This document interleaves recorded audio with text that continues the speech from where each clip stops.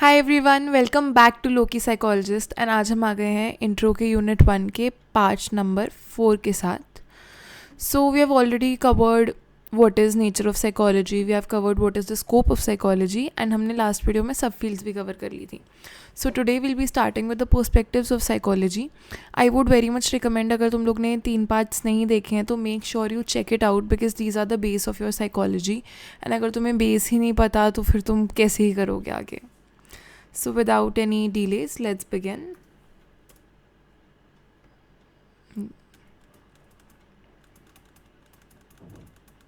हाँ, सो जब हम पर्सपेक्टिव्स की बात करते हैं तो perspective is basically the way you view the subject, right. किस किस फील्ड के थ्रू या किस किस व्यू पॉइंट के through you view your research.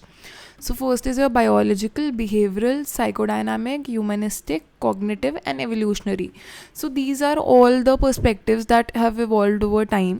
कि साइकोडायनामिक के अंदर there was one way to look at things, humanistic में अनदर केम, जैसे बिहेवियरल के अंदर there was still you know कि स्टिमुलस रिस्पॉन्स बिहेवियर को देखा जाता था, या ये बोला जाता था कि behaviour is completely learned. Psychodynamic में चाइल्डहुड से लिंक करते थे, सेक्स एंड एग्रेशन से लिंक करते थे. ह्यूमनिस्टिक में एज ह्यूमंस उनकी मोटिवेशन, सेल्फ एक्चुअलाइजेशन के बेसिस पे स्टडी करते हैं.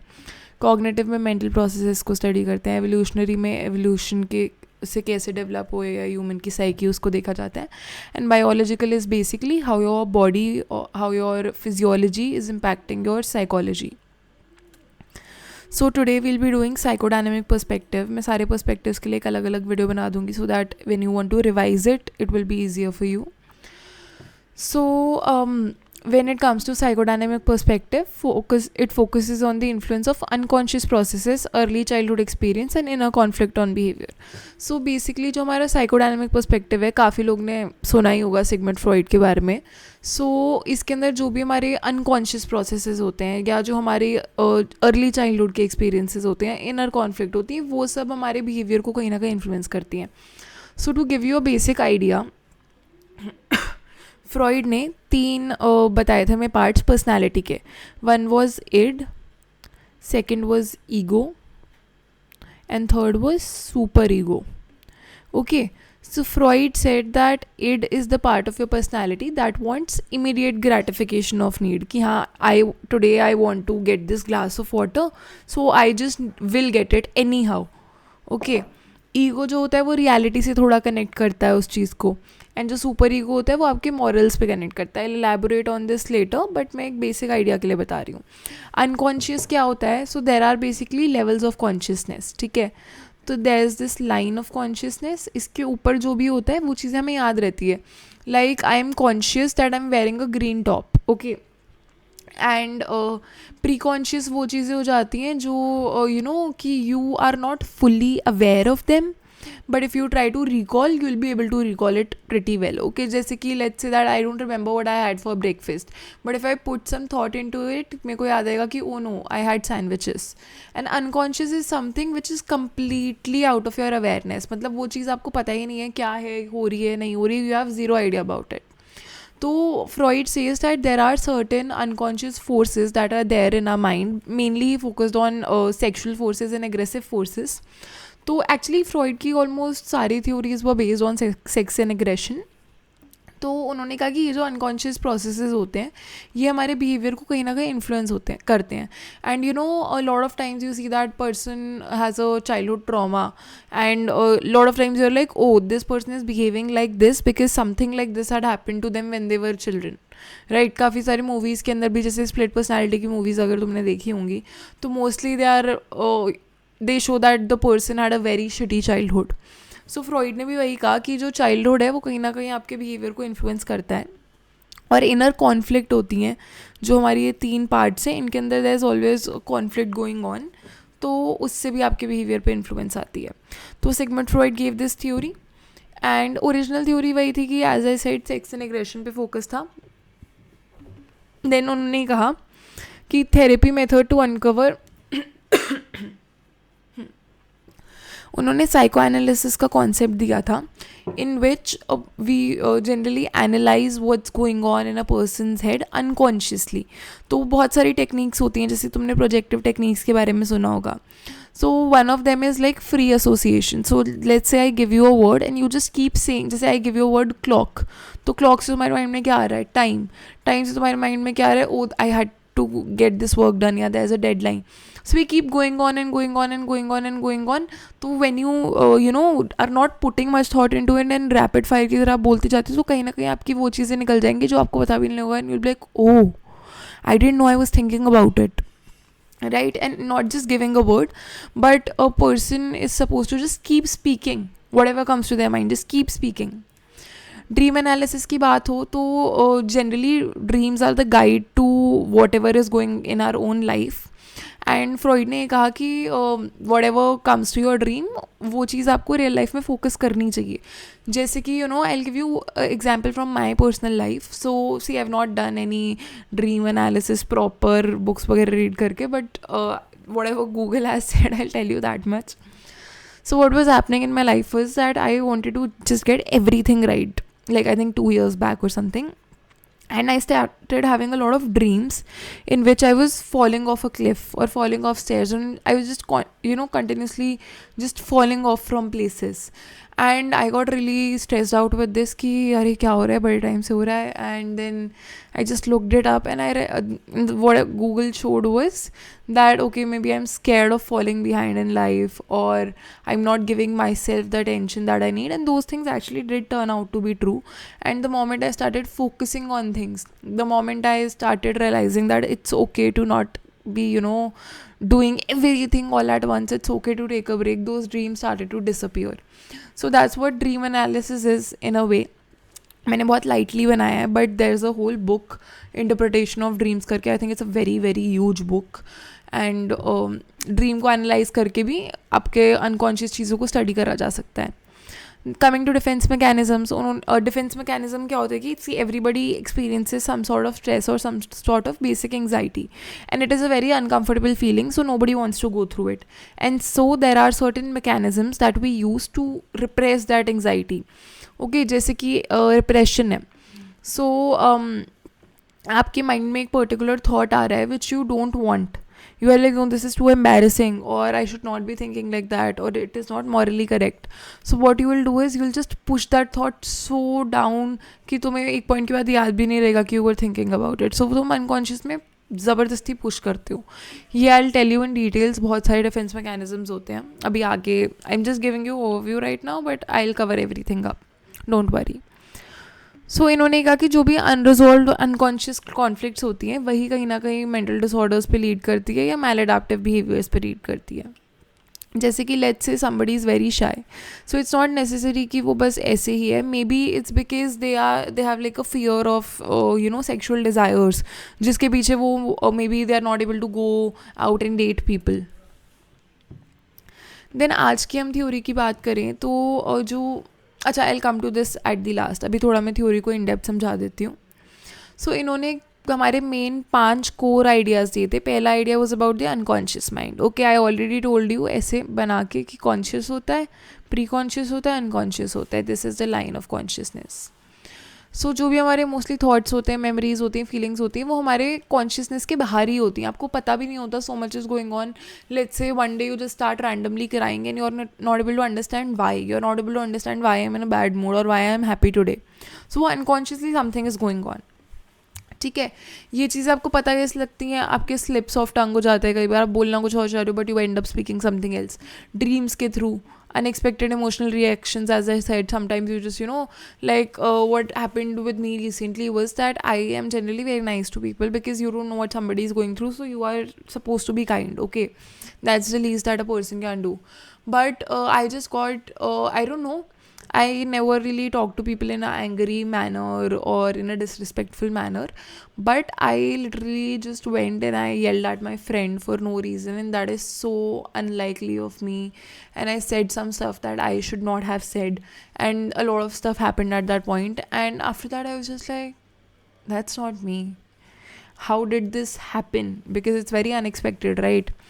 But after some analysis, it's not the right word, but after I put some thought, after I reflected on what was going on, I realized, oh, this was the reason why. So yeah, that happens. Then we have personality structure, id, ego, super ego. जो हमारी id होती है, let's say that you want to go get ice cream, okay, so what id will say is, okay, let's go get ice cream. You'll just go get ice cream. And what ego will say, ego थोड़ा rational होता है. Ego will say, oh no, we can't just steal ice cream, we need to pay for it, okay, so ego will do that. Super ego होते हैं आपके जो moral standards होते हैं. So you will go, you will ask your parents, can I please go get ice cream, then they will give you money and then you go. So जो हमारा end होता है वो प्लेजर सीकिंग पार्ट होता है. You know how when a kid is there and उन्हें supermarket से कुछ चाहिए होता है and they just, you know, they are just crying and वो गिर के रोने लग जाते हैं and all that. So that is your id, because they do not care about anything else. They just want what they want. It seeks for the immediate gratification of needs. It is known as the pleasure principle. Okay, id के अंदर भी we have two parts. One is your life force, one is your death force. इतना detail में जाना नहीं है, but still I'm just telling you, life force होती है id में और एक death force होती है. Life force is also known as libido. Then जो ईगो होता है वो रैशनल होता है, रियलिटी ओरिएंटेड होता है, तो वो रियलिटी प्रिंसिपल पे वर्क करता है. ठीक है, it operates both consciously and कुछ चीज़ें अनकॉन्शियसली होती है.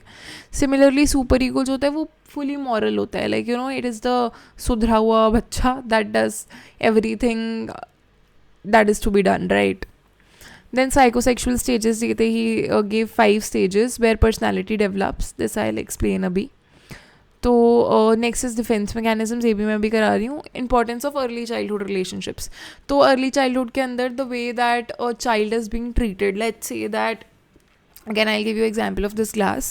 I am a kid and this glass falls, okay, and it breaks and it shatters all over the place, and my parent comes and they start yelling कि अरे ये कर दिया, वो कर दिया, कैसे तोड़ दिया, ये वो. And then the child, because they are so small and they don't know anything other than emotions at that point of time, and they're just very, you know, oh my god, I messed up. So if this happens for a long period of time, एक बार वाली चीज़ आपको PAT नहीं करती, but let's say my whole childhood was based on stuff like this. So as an adult I would be very very scared to mess things up. I would be extremely scared to mess things up. And on the other hand, let's say the glass broke and my parent came and they said, oh, it's okay, mistakes happen, it's just a glass, it doesn't matter, come we'll clean it up together, or you go, I'll clean it, don't worry, it's okay. So वो childhood और जो पहले वाला childhood था उसके अंदर बहुत difference है. So if I'm at the other place, I would be, you know, growing very emotionally safe, because I know that it's okay to mess up. But if I were at the first person, and I would be like, oh my god, I can't mess things up, because it's just how you're conditioned.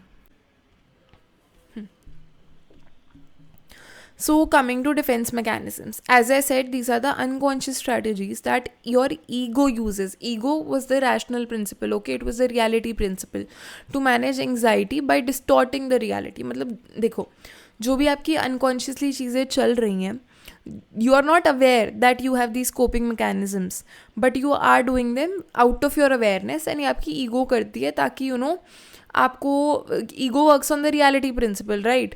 So sometimes when you get a lot of anxiety, you are not able to manage it. So उसको कैसे एक socially acceptable way के अंदर हम deal करें, तो उसके लिए कहीं ना कहीं आपकी reality distort हो जाती है. Let's say reality is this. You will not see reality like that. You will see it like that or like that or like that. Whatever feels comfortable to you. तो इसको मैं इनके type से समझाऊंगी तो it will be more easy for you to understand. सबसे पहला is repression. When you push down threatening memories out of your conscious awareness. मतलब let's say something bad happen to you and you just don't want to accept it, so you push it down. You are like, no, I don't want to think about it. Like, let's say that you said something to somebody, or somebody said something to you which felt really threatening, which was like, oh my god, I cannot deal with this. So you are like, no, this never happened. And not exactly never happened, but you just want to put it out of your consciousness. So you say, I don't want to think about it, I don't want to think about it, I don't want to think about it, to a point where you actually kind of forget it, but वो unconsciously चीज़ें चलती रहेंगी. Then denial is, you must have seen a lot of cases where somebody, let's say, passed away, and the person is like, oh no, this person is alive, this is not dead, he can't be dead, she can't be dead. So they refuse to acknowledge a unpleasant reality, because if they acknowledge it, then for them everything is over. It generates a huge amount of anxiety. Then we have projection. Projection is basically attributing one's own unacceptable thoughts to others. So basically, let's say that I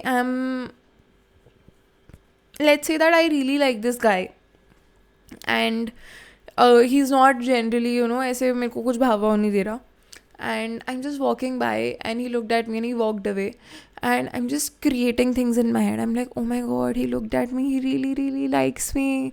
Or how you and your Delulu friends are like, oh, he liked your story, he's definitely in love with you, or she liked your story, she really really likes you. So that is projection, because you feel that, तो तुम लगता है कि नहीं, the other person is doing that also. Again, another example would be that I am getting into a fight with you and I'm just yelling and yelling and yelling and yelling, and you are very calm and composed and you are like, please don't talk to me like that. And I'm like, what? You are the one that's yelling, I'm not saying anything. जबकि actuality के अंदर I am yelling and you are calm and composed.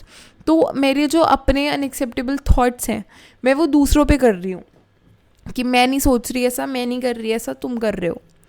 Then we have displacement. Displacement is basically redirecting emotions to a substitute target.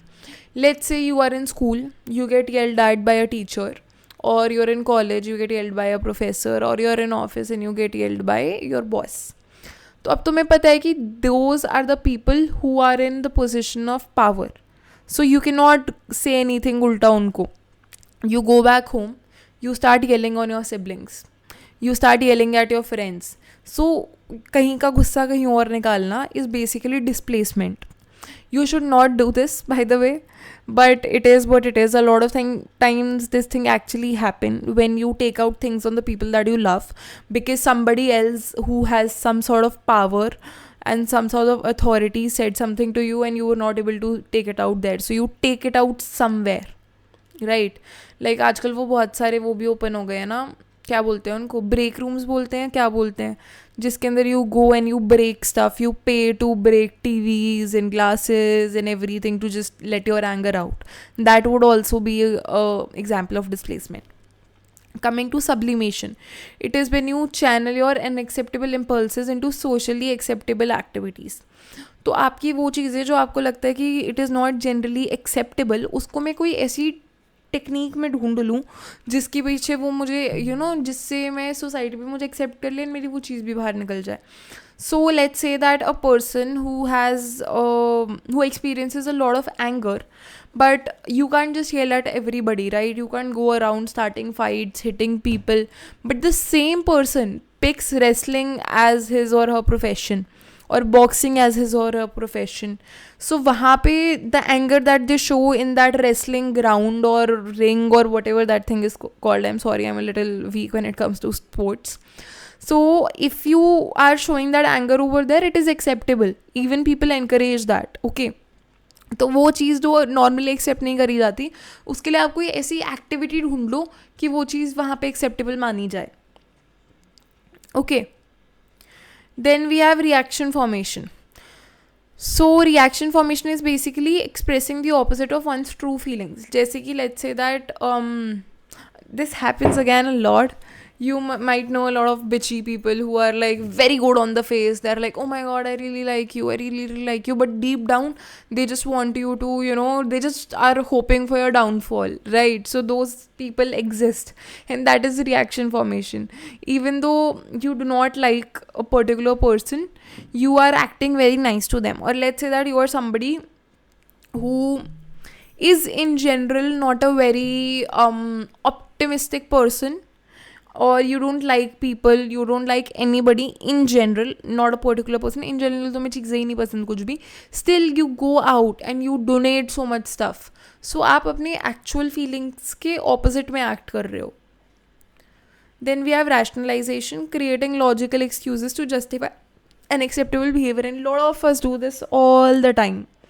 Let's say test में marks नहीं आए, अरे नहीं paper ही ख़राब था, या the teacher does not like me, Okay, so like you try to give logic to things that are not acceptable for you.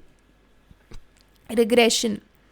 Regression is basically reverting to childlike behavior in stressful situations. I'll give you example of this aage. But again, just to let's say that you get fixated on the anal stage and मैं explain करूँगी अभी आगे stages क्या होते हैं.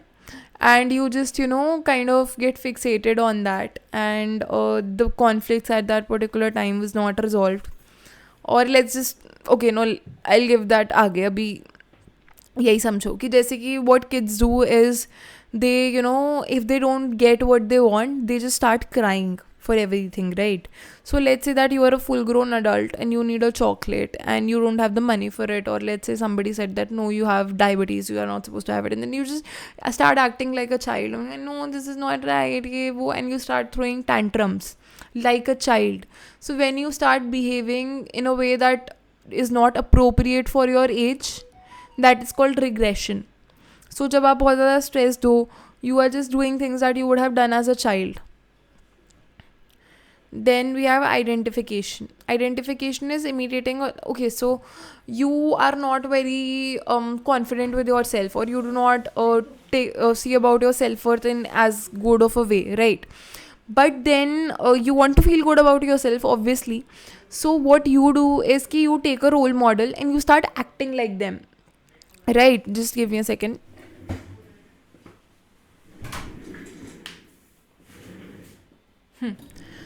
So you start identifying with somebody else to boost your self-esteem. Let's say that you go into a room and you feel very, oh my god, I don't know what to do, and you see somebody walking by who's so confident and who's just so charming and who seems to have it all together. So you start following them. You start let's say you stalk their Instagram. And you're like, what does this person does to be so confident in themselves? So you start identifying with them. You start acting like them. Right. So another thing would be like let's say how girls start acting like their mothers when they are like they start playing the kitchen and all that. So or not even that, in generally they start acting like their mothers, and boys they start acting like their fathers. ये चीज़ भी मैं भी psychosexual stages में explain करने वाली हूँ. So that thing that you do to align with somebody else, that is identification. Then we have compensation. It is ki when you make up for real or perceived weakness by emphasizing strength in other areas. Okay, so let's say that I am very, very, very shit at dancing, which I really am. But I compensate for it by being extremely good at baking. I won't say extremely good, but by being kind of okayish at baking. So let's say that I have a weakness, be it perceived or be it real. Let's say that I dance really good, okay, but I feel that I don't. तो मैं उस चीज़ को weakness को छुपाने के लिए just to make myself feel better, I will keep doing something that I am good at and I will keep enhancing that particular thing. Let's say baking for example, to say कि अच्छा okay I am not good at this but at least I am good at that. Then we have psychosexual stages of development. So again, Freud gave some stages of development, and some of you who did not have psychology in grade 12th might find it disgusting because some of it is. But well, these are the stages that were given by Freud, since unki theories were mostly linked through sex and aggression. सो इन्होंने mainly 5 stages दिए थे. First was the oral stage, जो कि 0 से 1.5 years के बीच में होता है, 1 और 1.5. तो इसके अंदर क्या होता है कि the Freud said that every stage, there are 5 stages, every stage the person has a particular area of pleasure, okay, which he called as the erogenous zone. So it is the area from which the person gets pleasure. So when a child is 0 to 1.5, their primary pleasure seeking organ is their mouth. Okay, why? Because they suck from it, they bite from it, they swallow from it, right? So everything that a child receives that gives him or her pleasure is from the mouth mostly, right? So so that becomes the erogenous zone, right. तो अब हर stage पे again conflict भी होती है कुछ ना कुछ, जैसे कि वीनिंग फ्रॉम ब्रेस्ट और bottle feeding, right. So when a person starts weaning from it, so either if it is done too early or if it is done too late, it can both cause you know, दोनों से कुछ ना कुछ बुरा हो सकता है, right, in future, in adulthood. So this is the stage जहाँ पे बच्चों की एक basic feeling of the world establish करी जाती है. अगर वीनिंग लेट्स से बहुत ही जल्दी हो गई तो the person would be very passive in nature और very may be a little aggressive. और अगर वीनिंग बहुत लेट हुई तो person could get really dependent on others.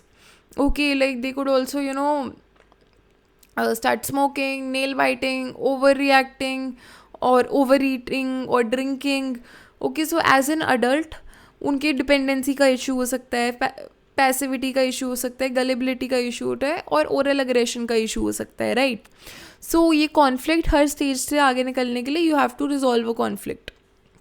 Then comes the anal stage. It is from 1.5 to 3.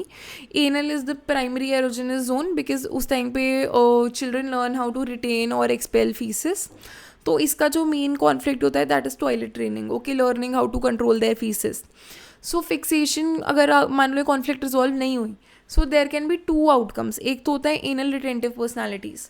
Children who are very scared of making the mess, so they just hold on to their feces for extremely long times. So as an adult they become anal retentive personalities who have who are very stubborn, who are excessively orderlies, who just want everything together. Then we have anal expulsive personalities, who are the people as children they didn't care, they would just create mess every single place. They would be like, oh no, this, that, they have fun in creating mess. So as adults they become very messy, careless, and very rebellious. Okay, so they can either become very disorganized or they can become very obsessive compulsive if the conflict is not resolved. Then we have phallic stage. Phallic stage is basically focuses on genitals. इसमें I'll tell you about the identification वाला concept again. तो इस time पे Freud says कि when the child is about the age of 3 to 6, they start becoming aware about the relationship between their parents. Okay, and they can they get the pleasure from genital stimulation. So he said that there are two key conflicts. First is the Oedipus complex, जिसके अंदर कहा जाता है कि there was a Greek king who killed his father and married his mother. So इसके अंदर क्या होता है, the guy gets attracted to their mothers, and electra complex is for girls where the girl gets attracted to the fathers. Okay, then there's penis envy and there's castration anxiety. So penis envy is basically when the girls get very envious that okay they don't have one wali cheese. Then castration anxiety is basically since boys see that the physiques of both females and males are built differently, they think that okay there's a possibility that they might lose their penises. And also इसमें ये होता है कि boys जो होते हैं they desire their mother and they feel that I want to be with my mother more than my father, and they see their father as a rival. But then after a particular point they start identifying with their father and they get really scared of their father at a point because of again castration anxiety. So they see the father as rival, but जैसे जैसे resolve होते जाता है वैसे वैसे the child becomes more identified to the father, maybe because if I act more like my father I'll get more attention from my mother. Similar thing happens with the girls, वही vice versa वाली चीज़ हो गई. Resolution वही होता है कि identification हो जाते हैं सेम सेक्स पेरेंट्स से, और जेंडर रोल्स जो सोसाइटी ने दिए हुए हैं जो आप जनरली देखते हो उनसे बच्चा अडॉप्ट होने लग जाता है. अगर फिक्सेशन हो गया तो बहुत ज़्यादा रेकलेसनेस आ सकती है, वैनिटी आ सकती है, सेक्शुअल डिसफंक्शन आ सकता है, जेंडर आइडेंटिटी कन्फ्यूजन आ सकती है.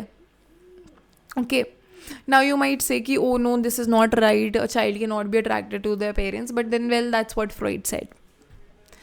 फिर लेटेंसी की बात करें तो it comes from age number 6 to puberty. Focus is not on any erogenous zone because उस टाइम पे ना the child gets really into मुझे ये भी करना है, मुझे वो भी करना है, एकेडमिक्स में भी आगे जाना है, you want to get everything done वाली चीज़. ओके, सो की कॉन्फ्लिक्ट ये होती है कि you develop relationships with your peers and you refine your social skills. So the child learns how to be behave in a socially acceptable way. Fixation हो गया तो सोशल या कम्युनिकेशन प्रॉब्लम्स आ जाएंगी. पर्सनालिटी आउटकम्स देखे जाए तो confidence वगैरह develop होता है उस टाइम पे, कम्युनिकेशन डेवलप होती है. Last stage is your genital stage. It is basically when the child gets sexually matured which comes at the puberty and after. Okay, it's puberty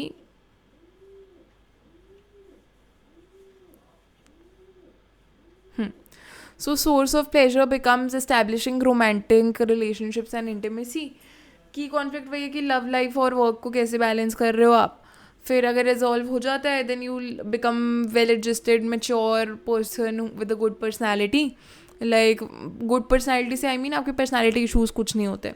fixation हो गया तो आपको there might be intimacy difficulties, relationship difficulties. So that's all about the psychodynamic perspective. I'll just tell you guys about the criticism. हाँ, सो अगर हम आज की theory की बात करें तो हमारी जो अब साइकोडायनेमिक हम आज भी फॉलो करते हैं, okay. But even you guys might think यार ऐसे किसी की भी बात कैसे सुन ली आपने, because if you have not read the theories of Freud before you might feel कि it is a little dysregulated in itself, right. So इसलिए आज की थ्योरीज जो हैं वो अनकॉन्शियस माइंड पे तो फोकस करती हैं because it revealed a lot. Early childhood experiences पे भी फोकस करती हैं बट सेक्स एंड एग्रेशन पे उतना ज़्यादा एम्फेसिस नहीं डाला है because as per Freud these were the two things that governed a person. But then आज अगर हम बात करें so ऐसा in reality is not there. These are the needs of a human being but it is not कि इनके बिना कुछ है ही नहीं. देन आज के डेट पे है तो सेंस ऑफ सेल्फ पे फोकस बढ़ा दिया है, आइडेंटिटी पे फोकस बढ़ा दिया है, इंटरपर्सनल रिलेशनशिप्स पे फोकस बढ़ा दिया है, ठीक है. न्यूरोबायोलॉजी पे लिंक कर दी गई है कहीं ना कहीं ये थ्योरीज को. और केयर गिवर रिलेशनशिप्स जो हैं जैसे कि I give you the example of glass only, no. So the way that a child is treated, the way that a child grows up, okay, तो वो कैसे इन फ्यूचर एक्सपेक्टेशन शेप करता है. Also I will tell you one very interesting thing. Lot of people use to work with Freud, है ना. पर एक point के बाद वो फ्रॉइड से इतना डिसअग्री करने लग गए लॉट ऑफ एरियाज़ के अंदर कि उन्होंने अपनी अलग फील्ड स्टार्ट कर दी. तो उनको हम कहते हैं न्यू एनालिटिक्स या न्यू फ्रॉइडियंस, ओके, या लेट फ्रॉइडियंस भी बोलते हैं कुछ लोग. तो they started developing their own theories, be it Carl Jung, be it Karen Horney, Erik Erikson, और a lot of people were there. I will just give you that. And Freud की theories जो आई उसके बाद there was a massive growth in the field of psychology because हर कोई research करने लग गया. And the research was not done out of curiosity. Researches was done कि हम फ्रॉइड को कैसे गलत प्रूव करें. बिकॉज जब ये फ्रॉइड ने थ्योरीज दी उस टाइम पे विक्टोरियन एज चल रही थी and Victorian age was the age of repressed sexual experiences, right. So they use to repress everything because उस टाइम पे क्रिश्चियनिटी का बहुत ज़्यादा राइज हुआ था. And as per that time and as per the laws of the religion having sexual desires was not considered good, okay. तो वो उस टाइम की एज के अंदर Freud give the theories in which he says that a child at the age of 3 to 6 gets attracted to their parents and are fully aware about sexual desires and are fully engaging in genital stimulation and everything. So उसको गलत prove करने के लिए so many researches were done and so many new theories came out, ठीक है. तो जैसे कि ये देखो अगर एक एग्जाम्पल लेते हैं कि पहले हमने कहा था कि अगर कोई बंदा शाय है तो may be because if they have some sexual desires और they have some things which they think is not acceptable so they don't date. और इसको अगर हम आज के वे में भी देखें तो that may be true but there could be many other reasons as well, okay. So the shyness may also rise from fear of abandonment. हो सकता है कि in the childhood the person was not treated very well so they feel that I'll not be treated well here also.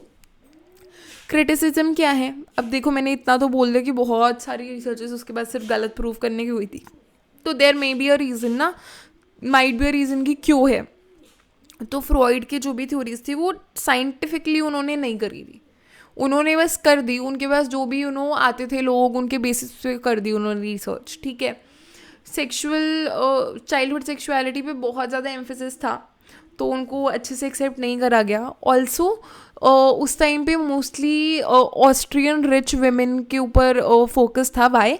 Because Freud ने सिर्फ उस time पे because it was the age of sexual depression specially for women. Like for man it was allowed to even go out and cheat but for women it was not. तो बहुत अलग सी as थी वो. And उस time पे तो बहुत सारी women who had certain unresolved traumas और who had certain unconscious sexual desires which were being repressed by the society. तो उनका सैम्पल ही वो था. उन्होंने सिर्फ अपना क्या बोलते हैं ड्रीम एनालिसिस और फ्री एसोसिएशन के बेसिस पे कुछ भी बना दिया. सो ये चीज़ नॉट कुछ भी बना दिया, इनकी थ्योरीज बहुत वैलिड भी हैं आज के टाइम पे, and I will tell you कैसे वैलिड हैं. बट बहुत सारी चीज़ें थी जो वैलिड नहीं थी और बहुत ही मेल सेंट्रिक अप्रोच थी. Even it is said that पहले Freud was very right about how women experience sexual assault and everything, but then he was friends with some of the Greek men who were engaging in the same things, so he just changed his theories. He said that no, they are making stuff up in their head and they were not assaulted, they have these desires and so these desires are coming up. So ये चीज़ भी एक बहुत बड़ा criticism है Freud की theories का. And then contributions की अगर बात करें तो again there is a reason why Freud is so popular और why he is known as the father of psychoanalysis. It is because जो उन्होंने रिसर्च करी थी वो आज भी अनकॉन्शियस प्रोसेसेस के अंदर बहुत हेल्प करती है, be it memory, be it mental health disorders, और psychotherapy as a treatment, as a therapy बहुत ज़्यादा वैलिड है आज. एंड अनकॉन्शियस प्रोसेसेस की जो उन्होंने बात करी है वो न्यूरोसाइंस भी सपोर्ट करती है कि yes there are certain unconscious guiding forces. So with this we are done with the psychodynamic perspective. Next video के अंदर I cover behavioural perspective. If you guys have any doubts, any questions, anything, you can always comment down below or DM me on Instagram. Also, I've recently started my WhatsApp community as well, जिसमें मैं सारे के सारे notes provide करवा दूंगी. So I basically made like 2 groups in this. एक के अंदर तुम्हारा ड्यू साइक का ग्रुप है जिसके अंदर will get all the notes, all the study material, hand written notes हो गए या फिर ये PPTs हो गई, आई विल शेयर दैट. एक ग्रुप मैंने जो दूसरा बनाया है that is the lowkey psychologist lounge. तो उसके अंदर there would be basic mental health reminders और डिस्कशंस और everything psychology relevant. So yes, that is it for today. Make sure you like the video, subscribe to the channel. बहुत मेहनत लगती है video वगैरह बनाने में. If there's anything that you do not like, if you want me to change the way that I'm teaching, so please do let me know. कुछ समझ नहीं आ रहा है, I'll make sure I cover it in the next class. And yes, see you guys. Bye bye. Take care.